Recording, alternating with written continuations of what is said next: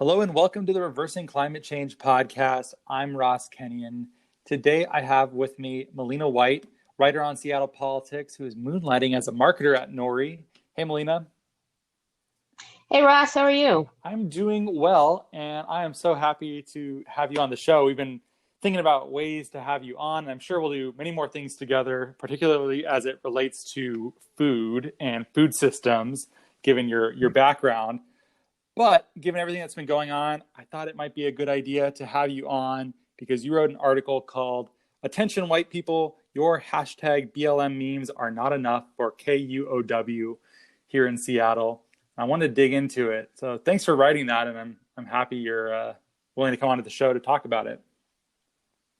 Yes, thank you. I'm excited to join. I wish that the topic was food systems or food politics, but this is the time we're in right now, and I think it's an important opportunity to have these conversations. Me too, and I promise you, we will do it under better circumstances soon. I hope that is able to happen. In fact, you have it here, my commitment on the air that we will make this happen. But all right, yeah, but maybe for people who I don't know how you don't really know what's been going on. But you give people a nice little summation of where we're at this moment in time when we're recording and introduce your article. Sure. So, right now we just got outside of a weekend where we saw a nationwide and really I could say a global weekend of protests around the Black Lives Matter movement. And really it had to do with, I think at this point, it's been a little bit of a month of different coverage around very sad, tragic stories of unnecessary deaths and incidents involving African Americans. The first one that really came to attention, I think, of our community was of Ahmaud Arbery. And he was a young man who, at least as far as we understand at this point of the story, was just outside exercising, jogging in a neighborhood near where he lived. And some folks who we might describe as neighborhood vigilantes decided that he was not supposed to be in that neighborhood, that he was committing a crime in that neighborhood. And they took it upon themselves to hunt him down and actually shoot him dead while he was jogging. And some of the cell phone video that has come from that incident shows that he was clearly running away. He was trying to avoid these men, and yet they still basically executed him in a quiet neighborhood in Georgia. And then from there, we saw some incidents of a young woman who was in a home that the police wrongfully thought was the home of a criminal who they were about to serve what's called a no-knock warrant, went into her home and shot her dead. And it turned out that she had absolutely nothing to do with it. It was the wrong address. And yet there still hasn't been any charges as of right now that have been presented for the police that did this to this woman. There was also, I think, what was the biggest catalyst to what happened over the weekend, the killing of a man named George Floyd in Minneapolis, Minnesota, where he was arrested by 4 officers for, I believe, the reason he was arrested was for trying to cash a bad check or something like that, something to do with money. And he, again, from what we can see so far in cell phone video, was cooperating, was going with the police as he was being arrested. But there was a police officer in that group of 4 who decided to press his knee on Mr. Floyd's neck for more than 8 minutes, suffocating him and killing him. So we've just seen, on top of being in the middle of this COVID crisis, incident after incident after incident, and I'm not even sharing all of the incidents. I'm sharing the ones that I think, had the biggest impact on our community, of Black people still facing things that, a lot of us, I think, wished went away back in the 60s. And it's still happening. And the only reason why we know about these stories is because they had such tragic endings. But if you talk to your average African American, they'll tell you that they face varying levels of discrimination and prejudice on a daily basis. And so we saw these protests around the world really demanding justice for George Floyd. But I think it was a much bigger protest about, when are we going to get it right, America? When are we going to change some of the things to our structural government that helps to prevent these tragic events from happening again in the future? I wanted to do this show for a bunch of reasons, and I've been trying to think about how to do it. And then Emily Atkins' newsletter, Heated, which if you're not subscribed to, it's definitely worth your time to subscribe to it. There'll be a link in the show notes. But it was talking about how climate organizations have historically done a negligent job just in not talking about race or other issues. In some cases, if you go back far enough, are actively hostile to race issues. One of the long-running debates that we've had at NORI, and if you've been listening to the podcast, you know, is to what degree should one support the comprehensive solutions of something like the Green New Deal versus something that's a lot more narrow. If something is more narrow, like something like a carbon tax, there's less things for people to disagree about, hopefully, and you might be able to get action on the thing that you think really matters, which is, reversing climate change. But there's a whole bunch of other issues that relate to race, and it's typically lumped into the category of environmental justice, that are somewhat ignored by such a policy that's less comprehensive, or they aren't treated to the same degree as they would otherwise be with dedicated policy.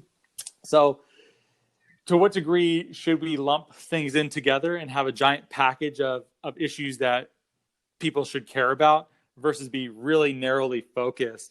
And I think Emily Atkins' issue of Heated that came out this morning really drilled that into my head, because NORI's typically been a keyhole, like lean, focus on carbon removal, focus on climate change. And I wonder to what degree we should be doing that, because there's trade-offs either way. But at least in this moment in time, it doesn't seem right to not even talk about it. So that's at least the reason we're doing this show in particular at this moment. So I think I understand what you're trying to get to, Ross, and that's NORI as a company. I think you have a very laser-focused goal and strategy and how you're combating and reversing climate change. But then we get into kind of what I often see as the politics of it all, right? And as much as many of us might want to try to avoid politics, it seems like almost everything nowadays is political. But I think you can still stick with your core message, your core mission, and that's to reverse climate change, while at the same time being factual and honest and saying, right now, climate change is impacting our most vulnerable communities in a way that our wealthier communities are not experiencing. And so to me, it's a stronger message as to why we as a community, especially those who are more able, should take action, should be a part of the solution, and should really be seeking out the best way to do that. You mentioned the Green New Deal a little bit ago, and I'm sure you would agree that NORI's approach to reversing climate change is different than a lot of what's in the Green New Deal, right? But I think you would also agree that a lot of the people who support the Green New Deal want the same results that NORI hopes to accomplish through this carbon removal marketplace. So in my view, talking about what needs to happen in order to get to the end goal and promoting what we think is the best way to get there is a great conversation to have. And there's no harm in saying that, yes, Black communities, minority communities, poor communities are impacted disproportionately by the effects of climate change. It doesn't in any way muddy or hurt the goals and the work that NORI's doing, nor do I think it should alienate anyone from continuing to support how you guys are tackling this. Does that make sense at all?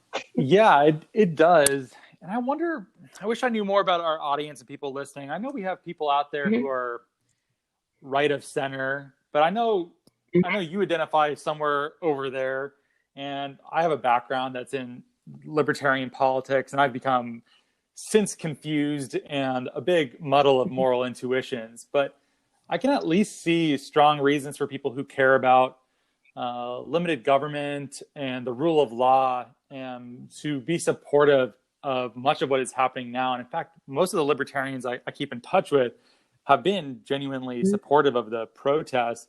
I guess one of the things that Emily put in Heated today was there's a long running sentiment I've seen, which is that if your politics alienate people who are sensitive to race, such that you couldn't even have a conversation like we're having now, would you have been able to reach them anyways? And did you need them to actually get where you needed to be going anyhow? I don't know. Do we need that? Or I don't feel like anything that we've said so far would necessarily turn people's stomachs. God, I hope not. I don't feel like we've said anything that was objectionable. I agree, and I think this topic specifically should be divorced from politics. You mentioned that I'm right of center. I would agree with that. I personally identify as a libertarian. There's certainly been a lot of pieces and specific organizations associated with what we describe as the Black Lives Matter movement that I don't align with, that I don't agree or support those organizations. But that doesn't mean that broadly I don't agree that Black Lives Matter. I do. I think that if Black Lives Matter, that means that all lives matter, in the sense that, we all have value. All human beings have value. For those of us who may not be treated equally right now in society, we need to find ways to elevate that. Again, I think that should be divorced from politics. Absolutely. And it doesn't take away from, whether you identify as a conservative or a libertarian or, progressive, of how you think we should get there. I think the first step is agreeing that there's a problem. How we attack and solve that problem is a different conversation. But there's no reason why we can't get on the same page. And if you aren't on the same page, I can provide you with lots of evidence and lots of information to help you to see my way and see the way of many people. Yeah, fair enough. One of the heartbreaking things about disagreement over this is I don't feel particularly better off in this state of affairs than I would be in a more just society. I feel like I don't view society as being zero sum. I think we would all be better off were there not a persistent underclass of people who are deeply unhappy. Their opportunities are limited.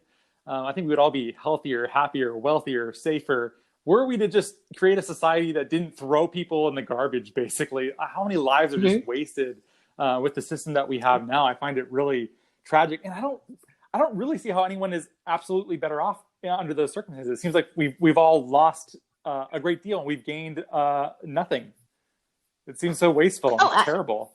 Oh, absolutely. I agree. And I would also say, with the protests that have been happening over the last week and in this movement, which I fully support, that, that doesn't mean that we haven't made huge progress as a society. We have. One of the folks who I really enjoy reading is Steven Pinker. And he's published lots of great information about how globally humans are doing so much better, exponentially better than we did 100 years ago, 50 years ago, 20 years ago. We are making progress. We are making systemic changes in our governments around the world to help the most vulnerable in our community rise up. That's happening. But it doesn't mean that the work is done.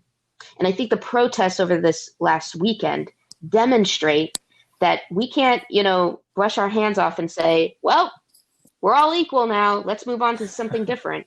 No, there's still work that needs to be done. And I think the faster that we all recognize that, and for those of us that maybe hearing those words is a little harder to hear, it's a little harder to swallow, maybe some criticism that you might get from a friend or a coworker, listen a little bit harder. Because again, as you said, Ross, I truly believe that it's better for everybody. This might sound crazy, but I do believe that the elite, wealthy white people of the 1930s are not as well off as white folks in 2020. Because white folks in 2020 just have a much richer life because they live in a more equal life, even if it didn't impact them specifically. It means they have a richer life of having or at least having the opportunity of having a group of friends and associates that are more diverse, come from different backgrounds. That makes all of our lives better. That's the gift that equality brings us. And if we want to, going back to what this podcast is all about, if we want to really be focused on putting into action the tools to reverse climate change, we will all be better off if more people in our society are equal. We will accomplish that goal faster. I'm with you there. I would love to see it. You mentioned having conversations. I imagine many people are trying to have good ones right now.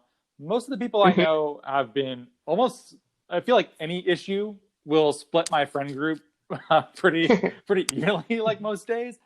But this has been overwhelmingly supportive, which I found really refreshing. But I've had at least one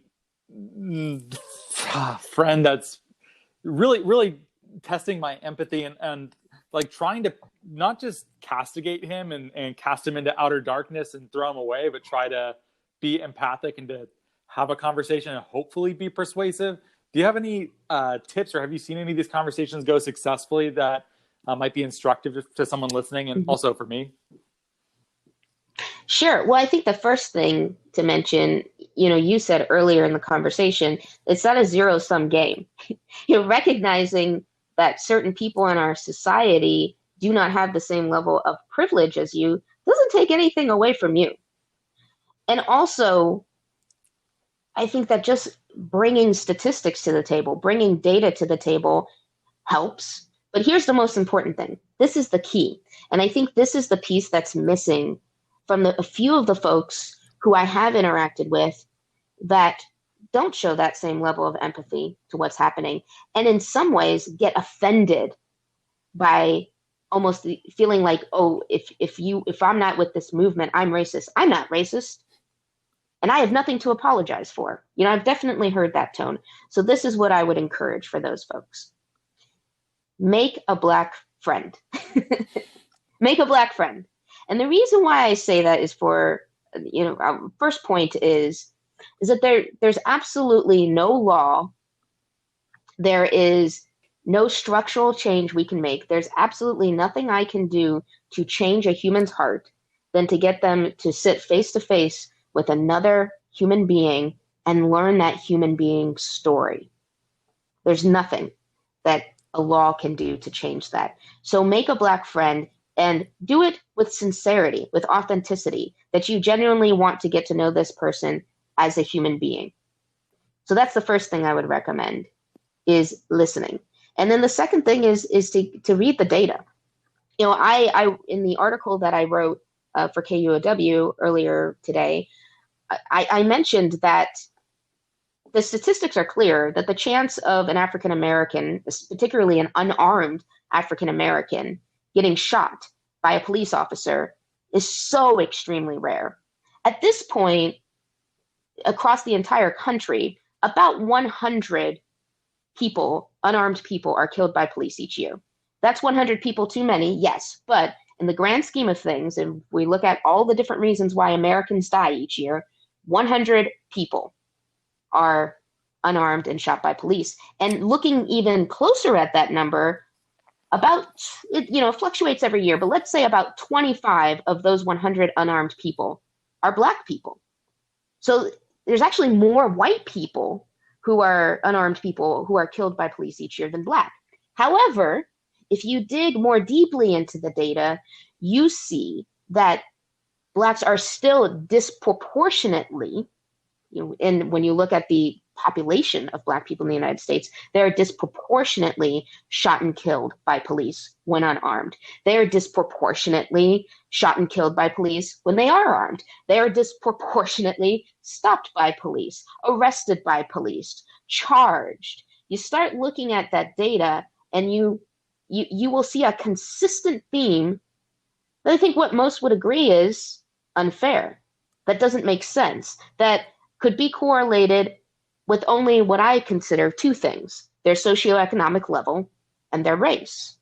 And when you start looking at that data, and then you make a Black friend and you start learning about the little things that that person has to experience, that will never be covered in the news and never be statistical, because it's not a crime, but it's real and it's painful and it's a part of their daily experience, then I think your perspective may shift.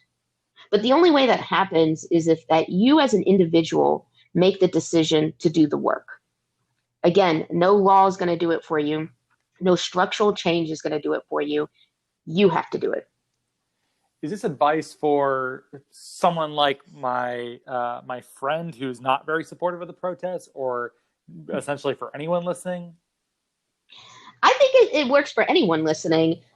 Frankly, it might be a little bit difficult to get your friend on board. You might have to trick him, maybe invite him out for beers and just have me show up, just start having a conversation. That might, you might have to sneak attack with the Black friend for someone who has just decided adamantly, no, I'm not going to buy into this. I'm not going to do this.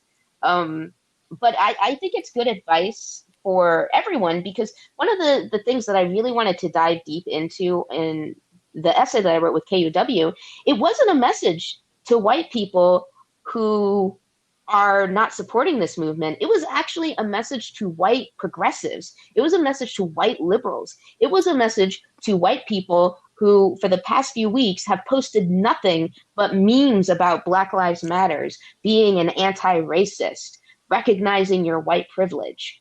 My message was to them, because in many ways, as much as I want to believe that they're coming from a place of sincerity when they're posting these things, I don't see tangible action behind that social media behavior. So, yes, I believe that advice I've just provided is for everyone. Do you have your sights set on any sorts of policy changes that might help address some of the issues we're seeing?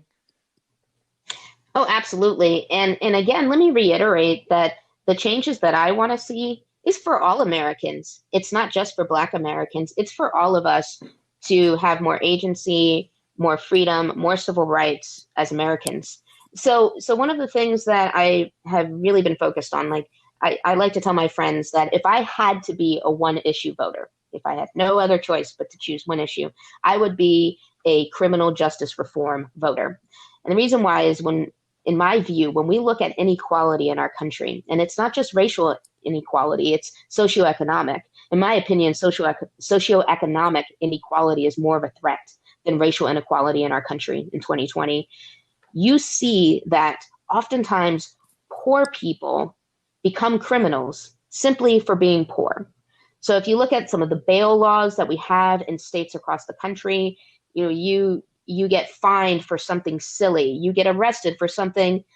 You might be breaking the law, but in the grand scheme of things, it was a small mistake that you made in your life.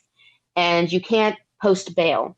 You can't pay your court fines. Before you know it, these fines have stacked up. These charges have stacked up. And now you're in jail. And now you're a bona fide criminal. And really what it comes down to is that you were a poor person who couldn't take care of these fees. You did something stupid. You made a mistake. But your life has been completely turned upside down. You lost your job because you were stuck in jail a few nights because you couldn't pay bail. Whereas you look at a rich person, a wealthy person, who also made a mistake, committed a crime. What do? They pick up the phone, they call their fancy lawyer, they get bail posted immediately, sit at home while awaiting trial, have their fancy lawyers craft together a beautiful, pricey defense for them. That's not equal. That's not justice. So I think that looking at bail reform is huge. Another thing, and we have seen this demonstrated throughout our country in this past weekend, is we need to demilitarize our police. It's absolutely unnecessary that you need to be armed to the teeth in order to pull somebody over for running a stop sign or pull somebody over for speeding. And yes, I might hear the argument of, well, you never know, that person I pull over might have a gun. They might be a criminal. Well, those cases are so rare. And also, I know that before you're ever going to approach a vehicle you pull over, you're going to run the plates. So if you run the plates and you know that this person has a warrant out for their arrest, or you know that this person has a history of criminal activity, well, then take those precautions. But in general, I would argue 99.9% of the time, when you pull somebody over, you don't need to be armed to approach those cars. We have seen many instances of those routine traffic stops escalate and get deadly. It's unnecessary.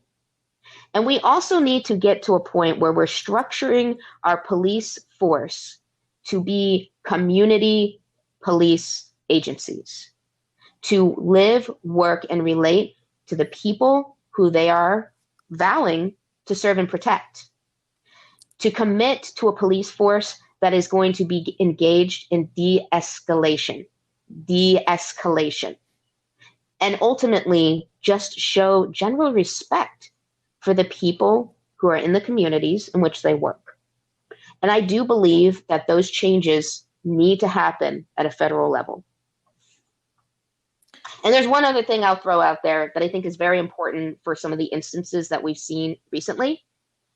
Any death involving police needs to immediately be escalated to a federal level third-party investigator. Any death. That's all. Yeah, there's some good stuff in there. I've also seen a lot of writing come back up.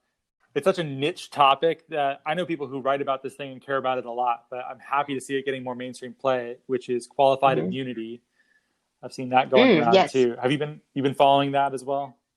A little bit. I can't speak to it as well as I'd like, but I hear that it's getting momentum, and I'm excited to see that.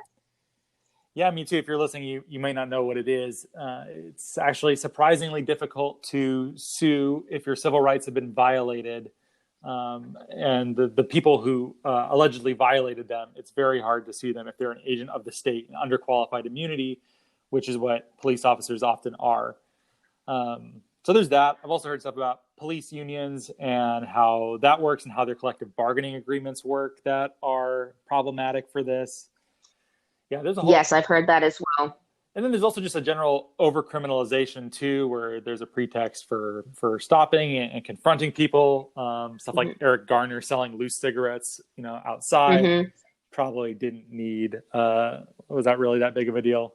Did that really need a police encounter? No.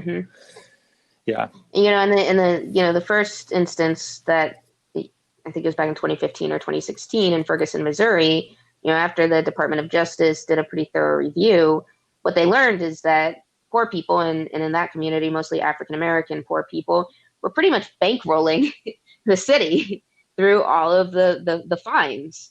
And oftentimes they would escalate into something that was a criminal charge because these folks were poor and they couldn't pay for it. And so that's just another example of our criminal justice system not serving its intended purpose and becoming something else. Well, do you have any good resources you might recommend besides your article, which is linked in the show notes? Where should people look to be informed about this sort of thing? It's a good question. I would say, going back to what I said, honestly, having human face-to-face conversations might have the biggest impact just on how you look at things and how you look at the world. So I can't emphasize that enough. But I would also really encourage people to, with an open mind, there's lots of resources online of looking at statistics around our criminal justice system, statistics around citizens' interaction with the police force. And again, it's not just the Black community that's impacted adversely on this. It's all of us. And so, for folks that are a little bit skeptical about the Black Lives Matter movement, I would even say to them, well, hey, our criminal justice system is a problem for everyone.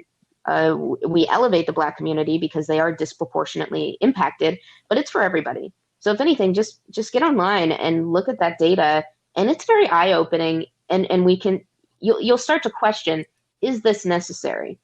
Is this what we want as a society, as far as a police force to protect and serve us? Can we do things differently? And how can it benefit people at all levels of the socioeconomic ladder and also of all races in our country? Yeah, fair enough. Well, I'll think about that too, and I can put some resources in the show notes if people want to read more. Bradley Balco's The Rise of the Warrior Cop is really good. Have you read that, Mellina? I haven't. Yeah, he's a libertarian. Sounds like I want to put it on my reading list, though. Yeah, it's a really fascinating story how you went from being a cop in the 50s. It's almost like there's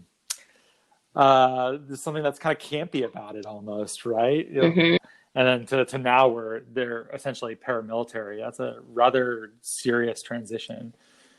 It really is. I mean, seeing, and I know that wasn't the police, it was the National Guard, but still seeing tankers drive down residential streets in Minneapolis over the weekend to go after, again, these are our own people. These are your citizens. It's just insane to me that we've gotten to that point with the armed forces and the police force in the United States. Well, I'll think some more about what books or other resources we can put in the show notes. I'll ask around too. I've read a couple enlightening books myself in the last 6 months or so. But cool. Is there anything else you want to tell people about, Mellina?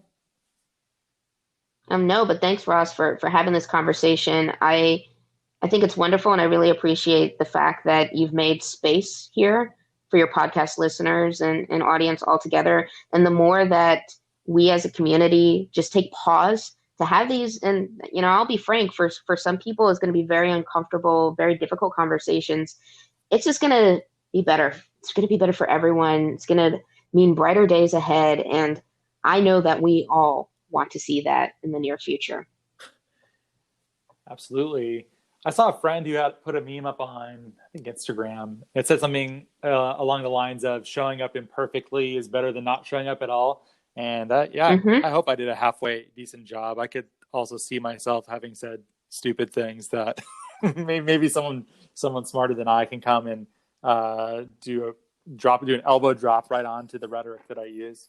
But that's okay. It's a learning process, and I'm sure people listening to are trying to figure out how to do this as well. I don't know. Try and just give it a go, I suppose. Mm-hmm. I'm with you, and I think that's important too. Yes, just show up. We're all imperfect, and we all have flaws. We all have bias in different regards, very much myself included. But showing up is 90% of the work. Coming with open ears is important. Again, we will all be better for it. And Ross, I appreciate you again coming to the table. And it goes both ways. Me hearing you and your life experience is just as important as the other way around. It's how we grow a stronger community so that we can focus on more important things like reversing climate change. Where can people follow your work, Mellina? You can go to theseattleconservative.com to read some of my work. That link is in the show notes as well. And Mellina, I swear, we're going to find a really good chef or someone in the food systems, or we're going to find someone good for you to really, I think you should be back on the show more frequently. Do you accept?